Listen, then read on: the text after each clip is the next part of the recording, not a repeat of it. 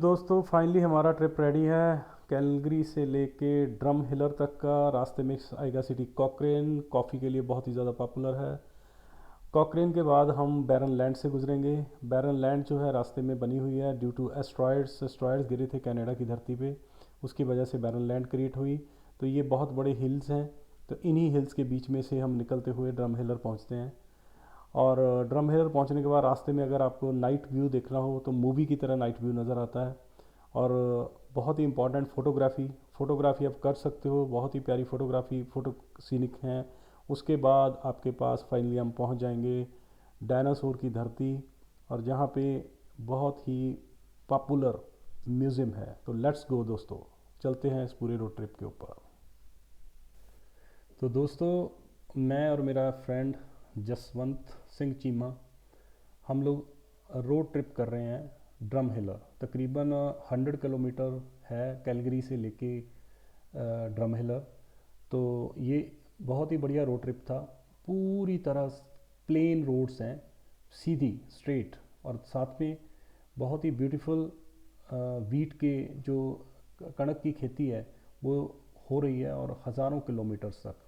Canada में ये बहुत ही मतलब ये लैंड है, यहाँ से लेके सस्कैचुअन आगे मैनीटोबा तक ये पूरी तरह से मैदान है।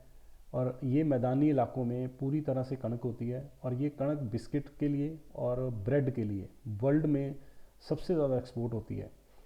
वैसे ये जो जितनी भी लैंड है इसके ओनर्स हैं बकायदा। लेफ़्ट और राइट साइड पे आपको ये लैंड पूरी तरह से दिखाई देगी। ये छोटी छोटी जो खड़ी है वो कणक खड़ी है, ठीक है, वीट जिसको हम बोल देते हैं, राइट। तो ये अभी आगे अगस्त और सितंबर में जाके काट ली जाएगी, और इसको प्रोसेसिंग करके ड्रम्स में डाल दिया जाएगा, जिसको साइलोस बोलते हैं हम लोग। और फिर ये एक्सपोर्ट के लिए अगले साल एक्सपोर्ट के लिए रेडी रहेगी। तो ये जितने भी एरियाज़ हम देख रहे हैं, जितने भी खुले मैदान देख रहे हैं, ये सारी की सारी एग्रीकल्चर लैंड है। आप सोच नहीं सकते हो कि कनाडा में इतनी बड़ी एग्रीकल्चर लैंड है। मतलब ये रूरल एरिया में जाके पता चलता है कनाडा में। हम सिर्फ कनाडा को कई बार urban urban point of view से ही देखते हैं, ये कनाडा का रूरल है। तो जितनी भी यहाँ पे लैंड है इसमें सारे के सारे फार्म हाउसेज हैं प्रॉपर। और ये सारे फार्म हाउसेज जो हैं वो उनकी उनकी ओनरशिप है हर किसी के पास। तकरीबन 5-5 हज़ार किला, तकरीबन इतनी लोगों की आप कह सकते हो ओनरशिप है ज़मीन के ऊपर। 5-5 हज़ार किला। तो ये पुराने टाइम में लोग यहाँ पे आए और उन्होंने ये इतनी बड़ी जो लैंड है एग्रीकल्चर की वो अक्वायर कर ली। और इस पे अभी आजकल लोग ये दो तरह की फसलें बीजते हैं, या तो ये कणक बीजेंगे और या फिर ये सरसों जिसको कनौला बोलते हैं। और तीसरे नंबर पे आता है सबसे ज़्यादा सूरजमुखी। सूरजमुखी की खेती बहुत है आगे जाके सस्कैचुअन। ये सारा ये पूरा रूट है ना जो आगे सस्कैचुअन को निकल रहा है, ये रोड जो है ना सस्कैचुअन को जाएगी। सस्कैचुअन से आगे अगर हम रोड के थ्रू ही जाएँ तो ये मैनीटोबा चली जाएगी। सस्कैचुअन जो है यहाँ से 500 किलोमीटर है, और ड्रम हिलर जो है वो तकरीबन 125 किलोमीटर है। और रास्ते में आपको लेफ़्ट और राइट साइड पे सिर्फ ऐसी ही लैंड नज़र आएगी। जो चीज़ खूबसूरती है कनाडा की वो तो अनडाउटली दिख ही रही है। इतनी प्यारी धरती, इतने बड़े बड़े फार्म हाउस, इतना नीट एंड क्लीन एनवायरनमेंट। मतलब यहाँ पे अगर आप रोड ट्रिप करते हो तो मज़ा आ जाता है सीरियसली। मतलब ये सिर्फ रोड पे जाने के बाद ही पता चलता है कि आप जब रोड ट्रिप करते हो। रास्ते में हम कई जगह पे रुकते हुए गए थे। तो ये पहला हमारा स्टॉप था यहाँ पे। तो हमने रास्ते में देखा कि ये स्टॉप में ना जो चीज़ इम्पॉर्टेंट मैं आपको दिखाने वाला हूँ वो है कि हमने यहाँ पे एक तेल का कुआं देखा। तो इस तेल के कुएं के हम पास गए और हमने देखा कि ये वर्क कैसे करता है। तो ये जो अल्बर्टा की धरती है ना, ये तेल के लिए, क्रूड ऑयल के लिए बहुत पॉपुलर है। तो ये जिस तरह से वर्क कर रहा है, ये मतलब ऑटोमेटिकली चलता है, अपने आप सिस्टम चलता है, यहाँ पे कोई इंसान नहीं बैठा। तो तेल, ये कुएं कुएं से तेल निकल रहा है नीचे को, ठीक है। और ये जो बड़ा सारा लोहे का जो भी रॉड है वो ऊपर की तरफ खींच रही है, और वायर है, वायर के साथ अंदर कुआं हुआ हुआ है, और कुएं के बीच में ये वायर डाली गई है। और उसके बाद ये तेल ऊपर की तरफ को खींचा जाता है प्रेशर से। और उसके बाद ये पाइपलाइन के थ्रू पूरी कनाडा में, अल्बर्टा में ना पाइपलाइनों का जाल बिछा हुआ है। क्रूड की पाइपलाइंस, और फिर ये एक जगह पे इकट्ठा होता है तेल जाके, और वहाँ से फिर ये ट्रेन्स के थ्रू, रेलवे के थ्रू, बड़े बड़े रेलवे रूट्स हैं इनके, तो ये सारा अमेरिका तेल पहुँच जाता है, और अमेरिका में ये जाके इस तेल की सफाई होती है, और सफाई होने के बाद फिर ये पूरे वर्ल्ड के लिए बेचने के लिए रेडी होता है। फाइनली हम लोग ड्रम हिलर पहुँच गए। तो ये जो आपको अभी पहाड़ दिख रहे हैं छोटे छोटे, ये पहाड़ आप हैरान हो जाओगे कि ये कैसे हो सकता है कि इतनी प्लेन धरती पे एकदम से पहाड़ कैसे आ गए।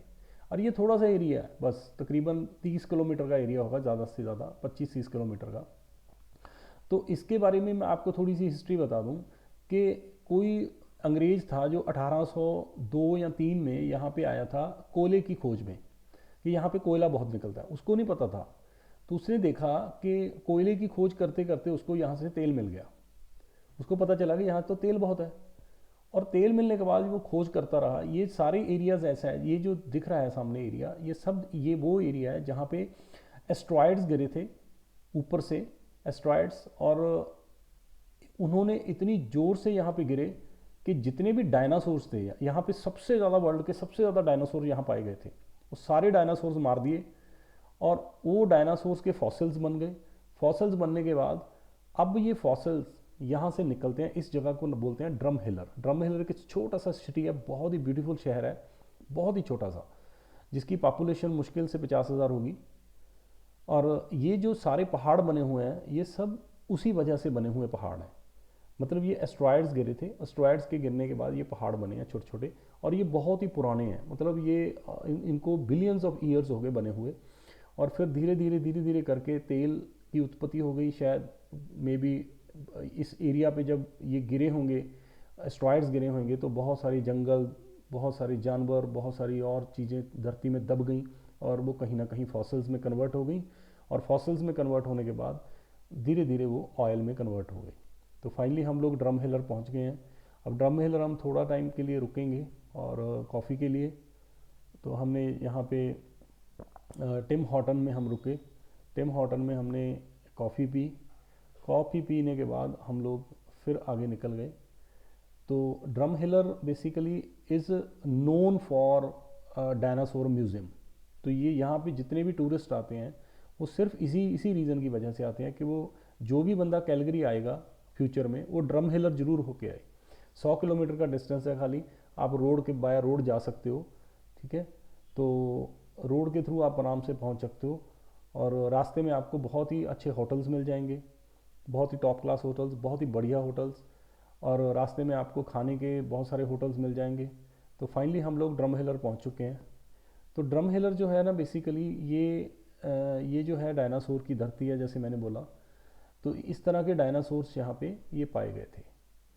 तो इसके लिए यहाँ पे फिर एक म्यूज़ियम बना, जो कि वर्ल्ड का सबसे बड़ा म्यूज़ियम है डायनासोर का। तो अब हम इस म्यूज़ियम में हम एंटर हो रहे हैं। तो ये म्यूज़ियम बहुत ही ब्यूटीफुल, बहुत ही खूबसूरत म्यूज़ियम है। बताया गया है ऐसा कि बहुत ही खूबसूरत म्यूज़ियम है अंदर से। अब देखते हैं चल के कि अंदर क्या हो रहा है इसमें। इसके बारे में इसको लैंड ऑफ डायनासोर भी बोला जाता है, ठीक है। तो ऐसे डायनासोर्स यहाँ पे, इनके फॉसिल्स, ओरिजिनल फॉसिल्स मिले थे।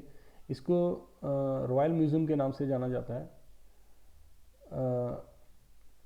टायरल म्यूज़ियम कुछ करके इसका नाम है, राइट। तो ये म्यूज़ियम की जगह है। ही इज़ जसवंत सिंह चीमा, जो मेरे फ्रेंड हैं बहुत अच्छे, इनके साथ ही मैं यहाँ पे आया हूँ, राइट। तो मेरा सारा जितना भी कनाडा का जो टूर है, वो जसवंत ने एक तरह से मुझे सारा हर जगह पे घुमाया। He is very good friend of mine.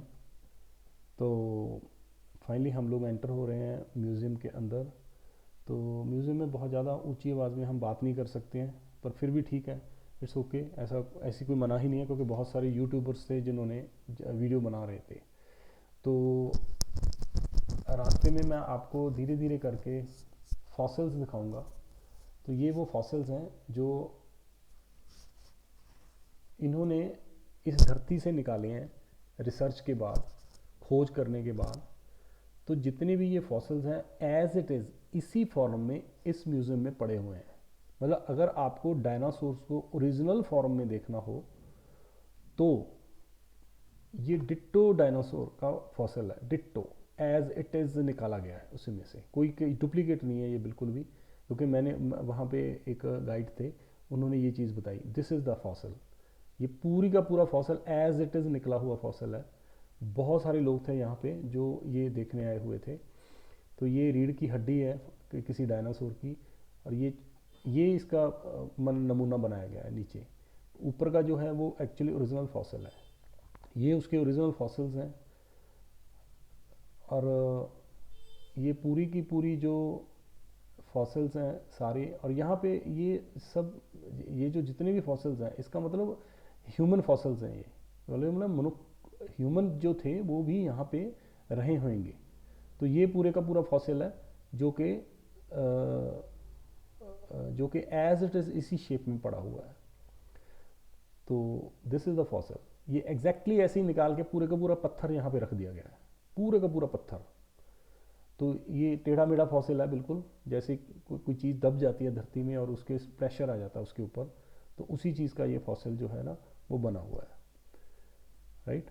तो ड्रम हिलर में ना ये चीज़ बहुत ही ज़्यादा इम्पॉर्टेंट है, राइट। तो जितने भी ये फॉसिल्स हैं ये अपने आप में बहुत यूनिक हैं, देखने वाली चीज़ है ये। मैं जितने भी टूरिस्ट कनाडा में आते हैं मैं उनको सबको रिकमेंड करूँगा कि आप एक बार ड्रम हिलर ज़रूर होके आओ। एक तो वहाँ की धरती बहुत ज़रखेज़ है, किसानों की धरती है वो, जिसको भी ज़मीन का शौक़ है वो ड्रम हिलर में आके ज़मीन खरीद सकता है, खुली ज़मीन अवेलेबल है। तो जसवंत किसी को बता रहा था, तो मैंने आवाज़ थोड़ी पॉज कर दी थी जसवंत की, ठीक है जी मेरी। तो मैं बता रहा हूँ जैसे कि ये म्यूज़ियम है, तो बच्चों को दिखाने के लिए बहुत ही अच्छा म्यूज़ियम है। बच्चों को चीज़ें समझ आती हैं कि धरती पे, कनाडा की धरती पे ऐसा क्या हुआ था कि पूरे का पूरा जो डायनासोर है वो ख़त्म हो गया था, मतलब रातों रात ख़त्म। तो जो यहाँ पे कुछ लोग थोड़ी ट्रेनिंग वगैरह दे रहे थे, ट्रेनिंग नहीं आप बोल सकते, कुछ समझा रहे थे, कि गाइड कर रहे थे, आप यूँ कह सकते हो, कि जब यहाँ पे कोई इंसान पहली बार आया था 1801 या 2 में, तो उसने आके, वो आया था कोयले की खोज में, क्योंकि धरती ब्लैक थी, काली थी। तो कोयले की खोज में आया, और कोयले की खोज करते करते अचानक उसको कुछ ऐसा फॉसिल मिला, तो वो शॉक रह गया कि ये कैसे हो सकता है कि ये डायनासोर के फॉसिल्स मिल रहे हैं ये। तो धीरे धीरे इसके ऊपर रिसर्च हुई। अंदर एक बहुत बड़ा रिसर्च इंस्टीट्यूट भी है जहाँ पे रेगुलर खोज हो रही है। ये तो खाली वीडियो दिखाई हुई है, मैं आपको जस्ट वीडियो को कैप्चर करके दिखा रहा हूँ कि जो वीडियो चल रही है सामने, राइट, किस तरह से लोग वहाँ पे रिसर्च कर रहे हैं, किस तरह से वहाँ पे लोग डायनासोर्स आज भी निकल रहे हैं, और किस तरह से लोगों को गाइड किया जाता है कि ये कितनी इम्पॉर्टेंट चीज़ है हमारे पास। और इसको निकालने के लिए पूरी पूरी टीम है, गवर्नमेंट ऑफ कनाडा इसमें इन्वॉल्व है। ये जो ड्रम हिलर का जो ये डायनासोर का जो इंस्टीट्यूट है, सो ये अपने आप में एक बहुत ही यूनिक चीज़ है और देखने वाली चीज़ है, क्योंकि दुनिया में एक ही है ये, और कहीं नहीं मिलता ये। तो इस वजह से ये बहुत बड़ा यूनिक है।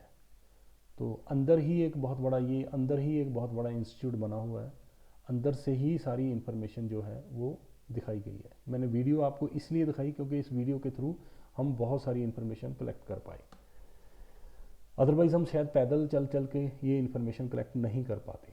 तो ये अंदर का माहौल है, ये वो है जहाँ पे रिसर्च हो रही है, अंदर जहाँ पे एम्प्लॉयज़ बैठे हुए हैं, रिसर्च स्कॉलर्स बैठे हुए हैं, साइंटिस्ट बैठे हुए हैं, जो कि ढूंढ रहे हैं आज भी फॉसिल्स को, धीरे धीरे करके वो धरती को उखाड़ उखाड़ के धीरे धीरे करके इसके फॉसिल्स निकालते हैं, और फॉसिल फिर उनको उठा के यहाँ पे इसमें जो लैंड ऑफ डायनासोर है, ड्रम हिलर, तो उसका जो ये म्यूज़ियम है उसमें आके धीरे धीरे करके रख रहे हैं। और इसके ऊपर कॉन्टीन्यूसली रिसर्च हो रही है कि कितने पुराने फॉसिल्स हैं, कितने साल हो गए। ये this is the original fossil, बिल्कुल ओरिजिनल फॉसिल है, बिल्कुल original as it is ditto निकाला हुआ फॉसिल है।